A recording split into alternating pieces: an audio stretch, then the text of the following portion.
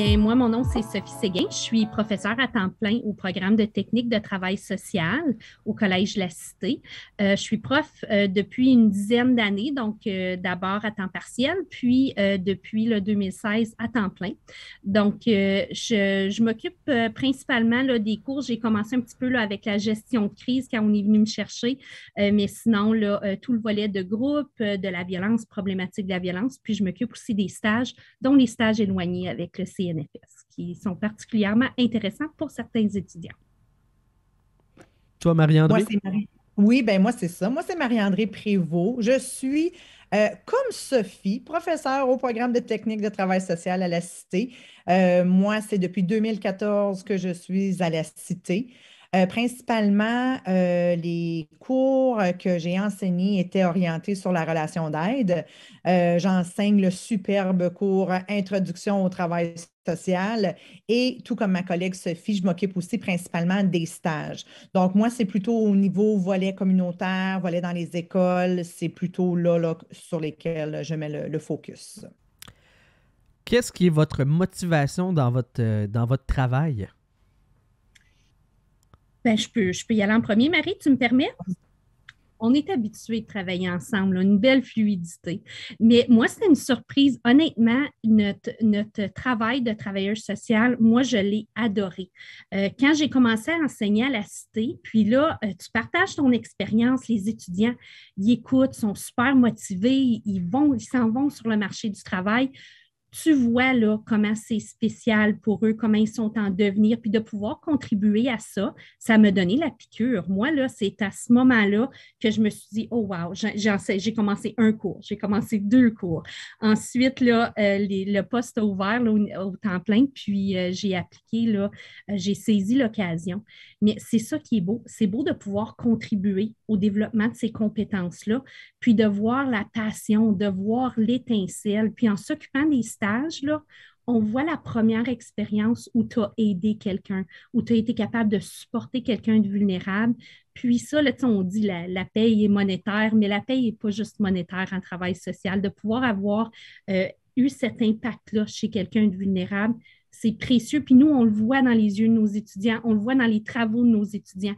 À chaque session, c'est passionnant de pouvoir faire ça. C'est un privilège. Je vais poursuivre maintenant. Donc, peut-être que je pense, Sophie, ça serait intéressant parce que les étudiants sont habitués de faire un lien direct entre Sophie et moi. Puis, je pense que c'est important d'énumérer que ça fait longtemps qu'on travaille ensemble. On a déjà eu un emploi commun où on travaillait pour le même employeur. Moi, par la suite, je suis allée travailler un peu plus en toute santé mentale. Et éventuellement, c'est ça, j'adorais, j'étais une travailleuse sociale passionnée de qu'est-ce qu'elle faisait, puis j'appréciais particulièrement l'intervention de groupe. Puis à un moment donné, c'est ça, c'est un professeur dans un autre programme qui est venu me recruter comme professeur contractuel. J'avais tellement adoré mon expérience, j'étais comme, wow, c'est comme faire de l'intervention de groupe, mais je ne fais pas de notes évolutive. Donc, ça, c'était comme, oh, c'est bien, j'aime ça l'enseignement. Puis, éventuellement, pas longtemps après Sophie, en fait, Sophie, tu es arrivée au mois de mai, moi, je suis arrivée en septembre, puis là, on s'est retrouvés, puis la chimie, notre dynamique de travailler ensemble, c'est comme si on n'avait jamais arrêté de travailler ensemble. Et puis là, on a reparti le bal et on a pris les stages ensemble. Donc ça a été super bien. Mais moi, ce que je trouve merveilleux, puis ça va un peu dans le sens de ce que Sophie a mentionné, euh, quand on est en intervention, on est là, on chemine avec notre clientèle, on les voit s'épanouir, on les voit reprendre, de se réapproprier leur vie, en fait. Puis, je peux dire qu'on peut voir la même chose avec nos étudiants, dans le sens que, oui, bon, il y a la professeure maintenant, mais la travailleuse sociale n'est jamais bien loin. Hein? Fait que moi, c'est important pour moi avec les étudiants là, de faire OK, on fait un comment ça va aujourd'hui, là, on échange tout le monde ensemble, on se fait une petite thérapie de groupe. Donc, ça va, les étudiants dans les rétroactions mentionnent que wow, hey, tu es tellement passionné de qu'est-ce que tu fais, tu nous transmets ta passion, puis en plus de ça, tu prends soin de nous. Donc là, je suis comme, hey, non, mais c'est merveilleux parce que par rapport à où j'en suis dans ma carrière, Je trouve que l'enseignement, c'est la cerise sur le sundae de la plus belle carrière que j'aurais pas pu avoir. Donc, voilà, si tu me dis qu'est-ce qui me passionne, qu'est-ce qui m'anime, là, moi, c'est cette drive-là de cheminer avec les étudiants, de les voir s'épanouir, de faire des fleurs de lotus d'eux-mêmes, là. C'est merveilleux. Je ne changerai pas d'emploi pour rien au monde. Parlant de motivation, c'est comment est-ce que votre expertise professionnelle se transpose dans votre rôle d'enseignante? Mhm. Bien, c'est une bonne question. Puis justement, cette semaine, on avait un atelier avec le Centre ontarien là, de prévention des agressions. Ils sont rendus maintenant là, international. Puis on faisait vraiment là, des mises en situation, donc des pratiques d'intervention. Mais j'ai fait presque 20 ans comme intervenante. C'est certain qu'on enseigne les sujets dans lesquels on était plus experts. Donc, moi, au niveau de la violence, d'avoir ce narratif-là au niveau de l'intervention, bien, j'étais capable de prendre le rôle là, de l'intervenant avec la personne qui faisait la présentation, puis de nommer ces phrases clés-là. Puis, en même temps, on connaît bien nos étudiants. Donc, on les suit en stage. On sait c'est quoi les premières craintes d'un intervenant. Ce sentiment-là d'arriver en intervention, de dire, oh mon Dieu, comment je vais débloquer de ce moment-là. Puis, j'ai dit à une des étudiantes qui venait de faire la mise en situation que je voyais à un certain moment donné dans son non-verbal, là, j'ai vu le moment de frayeur qu'elle a dit, oh là là, il y a quelque chose qui se passe ici, qu'est-ce que je fais avec ça? Puis quand on a fait le retour pour la rétroaction, je lui ai dit, tu sais, quand tu as ce moment-là de oh mon Dieu! Ben, quand on a fait la rétroaction à la fin de l'activité, il a dit, j'oublierai jamais ça, madame. Quand je vais être dans mes moments, oh mon Dieu, je vais prendre un recul, je vais me calmer, je vais recommencer la situation, la conversation, puis je vais reprendre contrôle de mon intervention. Mais je trouve qu'on est bien placé. On est expert dans notre domaine, on a eu beaucoup d'expérience sur le terrain, on est capable de rapporter là, des situations qui sont réelles et authentiques. Puis, avec les années d'expérience avec nos étudiants, on connaît les premières peurs, on connaît les besoins, on connaît les compétences qu'ils doivent développer. Puis, je pense qu'on est bien placé pour faire ces liens-là entre la théorie, entre la pratique, puis l'application. Donc, c'est une des exemples qui me vient là, en tête là, en ce moment. Puis, juste pour faire du pouce à ce que tu dis, Sophie, même si maintenant, ça fait quand même depuis 2016 qu'on enseigne à temps plein, je veux dire, notre banque d'expérience, elle ne s'efface pas celle-là. Puis, c'est tellement intéressant de voir les étudiants qui demandent à ce qu'on partage des expériences qu'on a vécues avec la clientèle, puis qu'est-ce que tu as fait dans une situation comme ça? As-tu déjà vu telle situation? Qu'est-ce que je ferais s'il m'arrivait quelque chose comme ça? As-tu déjà vécu une expérience? Donc, moi, je trouve que le fait qu'on ait une expérience de terrain très, très riche, ça bonifie ce qu'on est en mesure d'apporter aux étudiants. Puis, tu sais, on est rassurante, on est, comment je peux dire ça? Tu sais, il arrive toujours un temps dans la session là, où est-ce que les étudiants commencent à être essoufflés, puis tout ça. Puis, on le sait exactement, ces moments d'essoufflement-là, quand est-ce qu'ils arrivent. Fait que là, quand on commence nos cours, donc là, hein, comment va l'essoufflement en ce moment? Il y en a-tu qui ont la langue à terre? Il y en a-tu qui sont plus capables? C'est comme, oh, madame, c'est l'enfer. C'est normal. Puis là, ben, on enchaîne là-dessus. Donc, je pense que s'il y a quelque chose entre notre expérience comme intervenante, notre expérience comme professeur, c'est de devenir une roche rassurante pour nos étudiants, de valider justement là, leurs craintes, leurs peurs, mais aussi de valider, regarde les accomplissements que tu es en train de faire, regarde les compétences que tu es en train de développer. Moi, j'ai l'occasion d'enseigner aux étudiants à la première étape de leur programme, puis je termine avec eux au stage. Donc, j'ai eu l'occasion de voir cette belle transition-là de la première étape au stage, mais il y a toujours une super belle transition qui se fait du début à la fin du stage. Donc, ça, là, c'est rassurant aussi de prendre les expériences passées puis de rassurer nos étudiants. OK, vous vous sentez comme ça? Hey, tous ceux qui ont passé dans vos chaussures avant, là, ils ont vécu ça eux autres aussi. C'est correct, on se calme, on va passer au travers. Donc, je pense, là, en tout cas, j'espère que j'ai bien répondu à ta question, là, mais moi, c'est le fil conducteur que je vois dans tout ça, là, ce côté rassurant, là. Tout à fait, Marie-André. Sophie, j'ai le goût de te demander, qu'est-ce que tu fais différemment aujourd'hui avec l'expérience en tant qu'enseignante que tu ne faisais pas avant ou comment tu as bonifié ta manière d'enseigner? Mhm. Donc, je pense que des formations professionnelles totales, au début, il y avait un accompagnement. Je pense qu'il laissait peut-être moins de place à l'autonomisation des étudiants. Puis ça, c'est de par ma nature. J'ai une nature très maternelle, puis tout ça. Donc, il a fallu vraiment que, tu sais, on dit prendre conscience à nos étudiants de vos forces, de vos limites. Mais je te dirais, là, en toute honnêteté, là, c'était la mienne parce que je devais vraiment faire cette transition-là entre accompagner un client, un aidé à accompagner un étudiant. Puis je pense que ça, c'est ce bout-là que je fais différemment maintenant au lieu de, pour avoir, tu sais, tu disais tantôt quels sont les avantages d'avoir été sur le terrain 20 ans. Mais j'en ai plein d'activités, j'en ai plein de programmations, plein d'idées à faire en intervention. Donc avant, je pouvais dire à un étudiant, tu ne sais pas quel atelier faire en milieu scolaire. Hey, voici, j'en ai 5, je t'envoie ça par courriel. Tandis que maintenant, je vais dire à l'étudiant, va faire tes recherches, arrive avec 2, 3, puis on va en jaser ensemble, c'est quel le meilleur. Donc, je pense que c'est ce bout-là que j'ai changé au fil des années dans mon enseignement là, avec les étudiants. Je suis un petit peu, en tout cas, j'espère que je suis meilleure au niveau de l'autonomisation de mes étudiants. Toi, Marie-André, qu'est-ce que tu fais de différemment pour bonifier ton enseignement? Ben, je pense que au début, tu sais, veux pas, on est coaché par d'autres gens, puis on est comme ah, ça c'est bon, je vais faire ça, ah, ça c'est bon, je vais faire ça. Donc, on a une tendance des fois comme peut-être à s'approprier un petit peu plus qu'est-ce qu'on nous recommande de faire par les autres. Puis c'est que là, par rapport à où j'en suis rendue dans mon expérience d'enseignement, je me fais confiance beaucoup plus. Donc, j'ai beaucoup moins peur de tester des choses, de sortir de ma zone de confort pour essayer un exercice que tester, ça va-tu fonctionner, ça va-tu pas fonctionner? Ah, je m'essaie.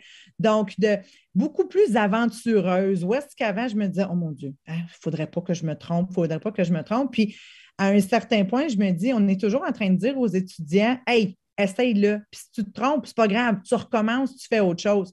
Mais maintenant, je me l'approprie ça aussi, dans le sens que je me dis, si j'essaye pas rien, je ne suis pas pour continuer à enseigner toujours de la même façon. Donc, plus aventureuse, peut-être aussi, j'ai le côté maternel de Sophie, moi aussi, là. Ça peut être très apprécié des gens, mais d'un autre côté, ça peut nous mettre dans des situations où est-ce que c'est comme, il faut que je me rappelle, je ne suis pas leur mère. Mais de les amener aussi eux-mêmes à se pousser davantage. Où est-ce qu'avant, j'aurais voulu, comme Sophie, leur donner tous les outils qu'ils avaient besoin. Puis maintenant, c'est plutôt, hey, il y a un beau site là, que je connais. Va voir ça pour le fun. D'un coup, tu trouverais ce que tu as besoin. Donc, parce que je me dis, on ne rend pas service à personne quand on donne tout cuit dans le bec aux étudiants. Puis autant au début, tu sais, on veut être la bonne prof, on veut être la personne là, qui va dire oh, elle m'a tellement aidé. Mais c'est drôle parce qu'aujourd'hui, ce message-là, oh Marie-André, tu m'as tellement aidé, je le reçois encore, mais je me dis, hey, c'est toi qui l'as fait le travail, c'est pas moi. Donc, je te dirais ça, là, d'être plus aventureuse, puis plus gothy, là, dans essayer des nouvelles choses. Puis à date, la rétroaction est super positive. Fait que on va continuer sur cette lancée-là. C'est bien. Je voulais juste ajouter, on a commencé ensemble, à Marie-André, toi et moi, puis je me rappelle au début quand il utilisait le mot pédagogie, l'enseignement, on était comme, eh mon Dieu, on n'est pas des enseignantes, nous autres, on est des travailleurs sociaux. C'est ce bout-là hein, qui était épeurant un petit peu. Ouais. Donc, c'est ça qu'on a travaillé fort là, à s'approprier dans les premières années d'enseignement. Oui. Moi, je suis allée faire un diplôme en éducation postsecondaire. Puis, on s'entend, j'ai vraiment beaucoup aimé mon programme. Mais j'étais là, je dis, c'est drôle, hein? Qu'est-ce qu'il m'enseigne? Je le fais déjà. Puis, je m'étais entretenue avec mon professeur, puis je disais, coudonc, il dit non, Marie-André. Il dit, c'est juste, écoute, c'est dans toi. Je suis comme, OK, fait que dans le fond, ça vient valider que qu'est-ce que je fais, c'est quand même pas pire. Donc, il dit exactement. Donc, tu sais, des fois, c'est ça, on pense qu'il faut réinventer la roue pour que ça soit exceptionnel, mais des fois, c'est parce que qu'est-ce qu'on fait déjà, c'est déjà super bon. Fait qu'on continue juste à bonifier qu'est-ce qu'on fait, mais en tout cas, le fait qu'on était forte en intervention de groupe, Sophie, je pense que ça nous a déjà fait un beau chemin pour l'enseignement. Tu parlais de formation, Marie-André. Qu'est-ce que vous faites au jour le jour pour maintenir l'excellence de la formation qui est offerte au programme de technique en travail social? Bien, c'est sûr que moi, quand je vois des formations qui sont annoncées, que ce soit via le collège ou via mon ordre professionnel ou via différents organismes avec qui on est partenaire, quand le sujet m'interpelle puis que je suis capable de faire des liens directs avec ce que j'enseigne dans mes cours, je vais les prendre, ces formations-là. Puis même des fois, dans des nouvelles techniques d'intervention, des nouvelles façons de faire dans le domaine, même si je suis plus sur le marché du travail, de l'intervention avec la clientèle, je trouve ça important d'aller les prendre, ces formations-là, parce que ça me permet de rester à jour face à c'est quoi qui se passe sur le terrain. Donc, juste le fait aussi de s'occuper des stages, ça nous permet de garder un lien très, très étroit avec la communauté, avec les organismes. Puis ça, justement, de savoir qu'est-ce qui se fait dans les milieux, mais veut pas, là, ça nous garde toujours à l'affût des nouvelles tendances, puis tout ça. Donc, arriver puis dire, oh non, non, moi, là, j'ai fini, là, hein, j'ai plus besoin de ça, des formations, là, je connais tout. Je pense que ça serait vraiment, ça serait pas, ça serait pas la meilleure chose à faire de penser qu'on a la vérité absolue. Donc, de toujours garder l'esprit ouvert, puis de rester à l'affût des tendances qui sont là, puis d'oser aller les prendre, ces formations-là, pour sa satisfaction personnelle, mais aussi pour se garder à jour. C'est important de le faire. Puis, compte tenu que je fais partie de mon ordre professionnel, ben, je me dois de rester à jour dans mes formations. Mais le seul petit ajout que je ferais là, à ce que Marie-André vient de dire, il y a aussi de demeurer impliqué dans notre communauté, impliqué auprès des services, puis participer, par exemple, à des comités consultatifs, à des CA sur certains organismes. Donc, toutes les occasions où les organismes viennent rechercher soit une rétroaction, une demande de s'impliquer, bien, c'est important de le faire comme professeur pour demeurer près là, de nos partenaires, puis de la pratique là, actuelle. Et tout ce que Marie a dit déjà. Vous vous occupez les deux des stages. Le CNFS, c'est pan-canadien. C'est quoi les stages les plus flyés que vous avez trouvés, que vous avez aidé des étudiants à aller chercher, puis des expériences qu'ils ont vécues grâce à ces stages-là, parce que c'est peu importe où au Canada, il y en a des places pétées là, au pays. Là. Sophie, je vais te laisser là-dessus parce que c'est toi principalement qui s'occupe des stages CNFS, donc vas-y. Donc, depuis environ 2016, à chaque année, là, j'ai l'occasion d'accompagner là, pendant la session d'automne et la session d'hiver des étudiants qui vont aller compléter leur stage en milieu éloigné au Canada, mais hors Québec. Donc, il faut que ce soit une région où le français est minoritaire. Puis c'est vraiment pour encourager la main-d'œuvre, faire l'offre active des services en français dans les régions qui sont minoritairement francophones. Donc, on cherche vraiment un profil d'étudiant assez spécial parce qu'on s'entend que c'est le français minoritaire. Donc, il faut quelqu'un qui soit capable là, de parler autant en français qu'en anglais. Puis après ça, il faut chercher le profil d'étudiant qui est prêt à partir à l'aventure parce que là, on arrive à l'aéroport, là, il n'y a pas quelqu'un qui nous attend là, avec la petite pancarte, avec notre nom en avant du taxi, qui nous amène dans notre château puis qui nous fait notre souper. Là. Puis beaucoup d'étudiants qui veulent partir à l'aventure comme ça, des fois, c'est la première fois qu'ils partent de chez eux. Donc, tantôt, quand on disait le côté maternel, là, je communique beaucoup avec eux autres. Donc, l'avion part, rappelle-moi, descend en arrivant, s'assurer que tu es correct. Puis, on apprend au fil des années là, des petits trucs avec les expériences de certains étudiants de OK, ben prends ton taxi d'avance. Si tu débarques au Labrador, là, il y a peut-être 2 taxis. Là. Comment à Wabush, l'aéroport de Wabush. Wabush City!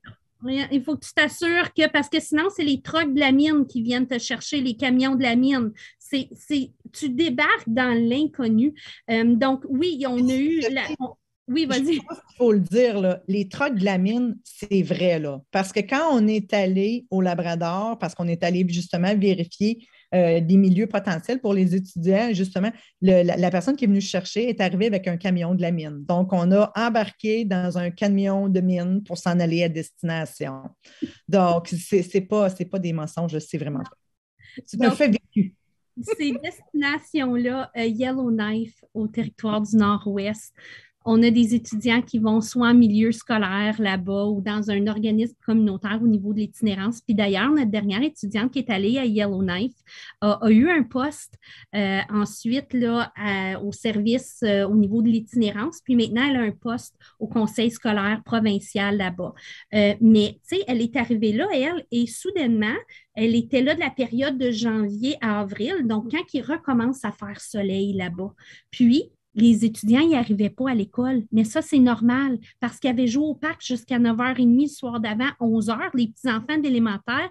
Et nous, là, au niveau de la protection de l'enfance, ça n'a pas de bon sens, il n'y a pas de structure dans cette maison-là. Les enfants ne dorment pas, ils ne se présentent pas à l'école, mais là-bas, c'est tout à fait normal. Donc, elle arrivait, elle, pour faire sa journée à l'école à 9h, il n'y avait pas un chat dans l'école, presque, à part les profs. Donc, c'est toutes des situations où on n'est pas habitué, où on ne comprend pas, puis nous, il faut ajuster là, l'intervention à ça. À Whitehorse, au Yukon, notre étudiant a fait son stage à l'hôpital de Whitehorse et là-bas, il y avait 21 communautés Premières Nations qui avaient leur propre gouvernement. Puis, tout l'hôpital est basé autour d'un tipi que les aînés ont choisi l'endroit. Donc, l'hôpital a commencé comme ça, les aînés sont arrivés, ont choisi l'endroit, mais tout est marié au niveau des médecines traditionnelles et de notre médecine là, qu'on est habitué à voir dans les hôpitaux. Donc, c'était vraiment un défi pour cet étudiant-là là, de développer ses compétences avec des défis qui sont supplémentaires comme ça. En tout cas, il y en a des histoires, là, on en a dans le nord de l'Ontario, on en a eu là, à Vancouver aussi, à Vancouver, à Victoria, cette session-ci. Puis c'est ça qu'on se rend compte des fois, on se dit, ben, tu t'en vas à Colombie-Britannique, à Vancouver. T'en aller sortir à Victoria, là, c'est très, très, très différent que de faire ton stage dans la grande ville de Vancouver. Donc, il y en ont eu des surprises, nos étudiants. Je te dis qu'ils sont résilients, mais on navigue ça avec eux. Puis pendant nos séminaires de stage, parce qu'on a des séminaires de stage les lundis où tous les étudiants partagent leur expérience, les étudiants sont comme ça, puis ils écoutent, puis ils veulent connaître leur expérience. C'est un beau partage. Puis ils reviennent changer pour la plupart. Le CNFS, comme vous dites, est aussi offert à l'Université d'Ottawa. Donc, je pense à une étudiante en particulier qui a été au Yukon à Whitehorse avec la cité, mais c'est le stage qu'elle va faire aussi à l'université. Donc, ils créent un lien d'appartenance aussi au CNFS de cette façon-là. Puis, je trouve que c'est un programme, ils ne lâchent pas leurs étudiants. On valorise beaucoup les étudiants. Même que cette année, j'ai une étudiante qui a trouvé ça plus difficile de partir en stage éloigné au Canada. Bien, il y a une autre étudiante du CNFS qui avait dit, jamais il y a quelqu'un qui a besoin, je suis là pour elle ou pour lui. Bien, on les a mis en contact, puis ça a vraiment créé là, une belle complicité puis un bel accompagnement. Donc, c'est un programme, là, ça n'a pas de valeur, ça n'a pas de prix. On est gâtés pourris, on les aime puis on veut les garder, c'est certain, parce que ça offre aux étudiants des expériences qu'ils ne pourraient pas avoir autrement. Je pense qu'il n'y aura jamais trop de promotion là, parce que je suis vraiment sérieuse quand je dis ça. Là, il y a tellement d'emplois qui s'en viennent dans notre domaine. Je veux dire, il y en avait déjà beaucoup, puis les occasions d'emploi étaient déjà très, très grandes. Là. Mais là, avec cette situation-là, avec la pandémie, là, ça a créé tellement de nouveaux besoins. Écoute, les étudiants qui choisissent la profession là, sont pas mal assurés d'un emploi. Là. On ne l'a pas dit, ça. Mais puis on le voit, on aurait dû le dire, même dans nos stages, même nos étudiants qui sont en stage, le 3/4 se voient offrir des emplois à la fin de leur stage. Puis même, je pourrais te dire que ça pourrait être plus que ça, mais il y a de nos étudiants qui doivent comme refuser l'offre parce qu'ils continuent à l'université après. OK. Donc, ça, là, comme ça, c'est du jamais vu parce que ça fait quand même un bon bout qu'on s'occupe des stages, puis on n'a jamais eu cette situation-là où les étudiants se retrouvent autant avec des emplois. Surtout parce qu'on travaille beaucoup avec les milieux communautaires. Souvent, les milieux communautaires, ils dépendent un peu plus des stagiaires dans le sens que les fonds ne sont pas toujours là pour tous les employés qui auraient besoin. Donc, le fait d'avoir des stagiaires à toutes les sessions, ça l'aide beaucoup. Mais là, même des milieux qui, jadis, embauchaient rarement les étudiants faute de fonds, ben, ils sont en mesure de pouvoir embaucher nos étudiants. Fait que ça veut dire qu'il y a des fonds qui sont débrayés dans ces domaines-là, dans le domaine, parce que le besoin est vraiment réel. Là. Mm-hmm. Oui. Je vous entends parler, je vois les étoiles dans vos yeux. J'ai le goût de vous limiter à une affaire en particulier que vous aimez, que vous tripez sur votre job avec Lesté dans votre programme. Une, parce que j'ai l'impression que vous pourriez en sortir 60, mais j'en veux une. Sais-tu, Marie? Écoute, moi, je pense que c'est plus qu'un mot ensemble, mais c'est une affaire. OK, oui, c'est bon. Deal. Mais moi, je te dirais, même malgré la pandémie, là, c'est sûr que ça l'a joué, ça l'a eu quelques défis là-dessus, mais moi, c'est vraiment la proximité avec nos étudiants. Moi, j'ai fait un parcours universitaire et je me suis jamais entretenue. J'ai jamais développé une relation avec certains de mes professeurs comme moi, je trouve que j'ai le privilège d'avoir avec beaucoup de mes étudiants. Donc, cette proximité-là, là, pour moi, c'est ça qui m'allume, c'est ça qui me... Comme l'explication est plus longue, là, mais c'est ça, les termes que je te dirais. C'est vraiment cette proximité-là avec nos étudiants. Ça, pour moi, c'est le rayon de soleil de ma nouvelle profession, ce lien-là. Oui. Toi, Sophie?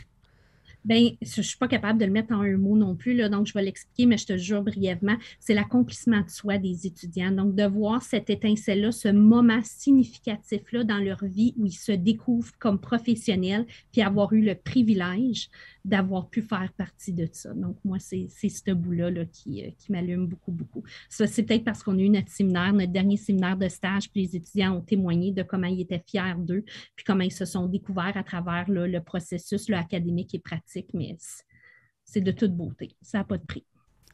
Ce serait quoi votre, en terminant là, notre discussion, ce serait quoi votre façon de vendre le programme à une personne qui pense se lancer, de s'inscrire au programme de technique de travail social? C'est quoi l'argument de vente principal que vous voulez mettre de l'avant pour faire pencher la balance de votre côté? Bien, moi, là, j'irais en disant, surtout dans la situation actuelle, là, les débouchés dans notre domaine n'ont jamais été aussi grands qu'ils sont là, mais fait que ça, c'est sûr que c'est un bon incitatif, mais en fait, c'est que quand on devient intervenant et intervenante, là, on s'engage dans une voie où, oui, ça va être rocailleux par bout parce qu'on travaille avec une clientèle qui est vulnérable, mais de vivre à tous les jours des succès, de l'épanouissement, de l'avancement avec sa clientèle, les voir s'épanouir, de reprendre contrôle sur leur vie, de les voir là, devenir le meilleur d'eux-mêmes. Je veux dire, comment qu'on peut trouver ça négatif comme carrière que de cheminer avec les gens vers le mieux-être? Donc, moi, je me dis, écoute, si tu aimes ça, faire du bien, si tu aimes ça, recevoir des bonnes choses, la profession de technicienne en travail social, ben c'est pour toi. Tu vas triper. Tu ne peux pas aimer ça. Donc, mais on s'entend. Il faut que tu aimes les gens. Si tu es une personne hyper antisociable, c'est peut-être pas pour toi. Mais si tu aimes travailler avec les gens, puis de cheminer avec les gens qui t'entourent, là, tu vas trouver ta place dans la profession. C'est sûr, sûr, sûr. Mm-hmm. Absolument, je suis tout à fait d'accord. Puis c'est une profession qui bouge, c'est une profession stimulante, c'est une profession aussi où il y a beaucoup de polyvalence. Donc, notre diplôme nous permet autant de travailler avec les enfants qu'avec les personnes aînées, que les adultes. On peut choisir aussi là, notre problématique. Donc, on peut aller là, accompagner quelqu'un pour les besoins de base, comme on peut l'accompagner au niveau des problèmes en toxicomanie, en santé mentale.